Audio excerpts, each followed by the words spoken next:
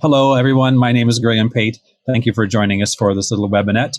This is about a little 5-minute demo of the new library system called Talis Aspire, which the university here is calling, very excitingly, Reading List Service. So I'm just going to go through this the next 5 minutes just to kind of give you an idea of what it is and what it does. Basically, it's a reading list, which is fair enough, which you can use for yourself as the instructor, or you could use with students. And certainly in my experience, I've been using it for over 10 years, both here at the University of Glasgow. And it's been very helpful for my students and for me to be able to keep track of all the reading I want them to do as part of a course.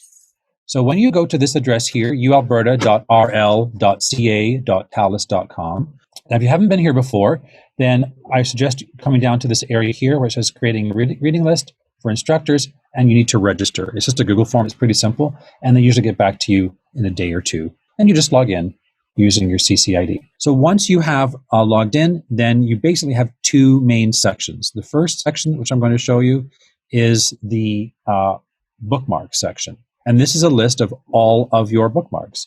And as you can see right here, I can view that as a citation, or I can view it in different styles, like APA and so on.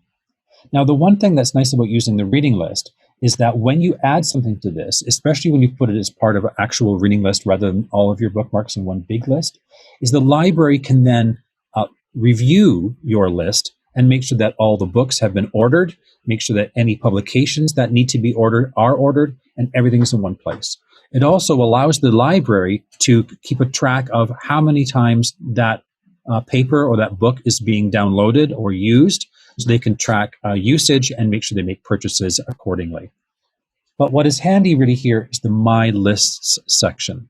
So in this example, I've created some fake classes. Well, they're not fake, they actually are real. I used them when I was at the University of Glasgow.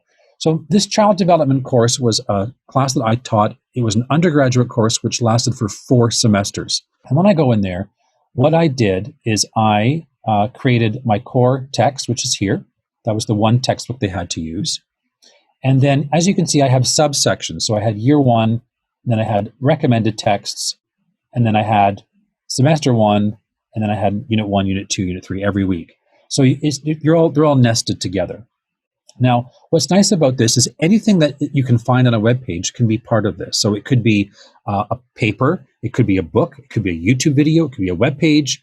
You may have made your reading list up, and you've got it there for all the students.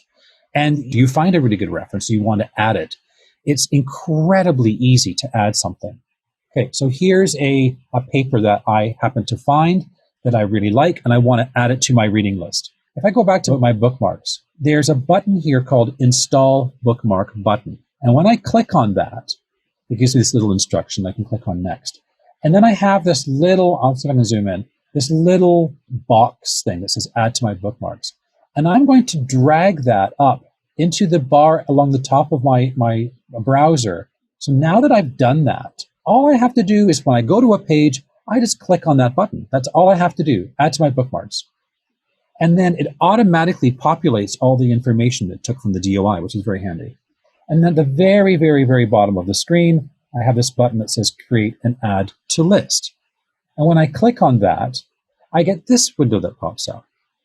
And all I have to do is say, well, what list do I want to add it to? I'm going to add it to this child development course. And I can decide where, again, this is a very complicated one, where do I want this to go? Well, I'm going to put it above the core text so I can find it, and then click at the top.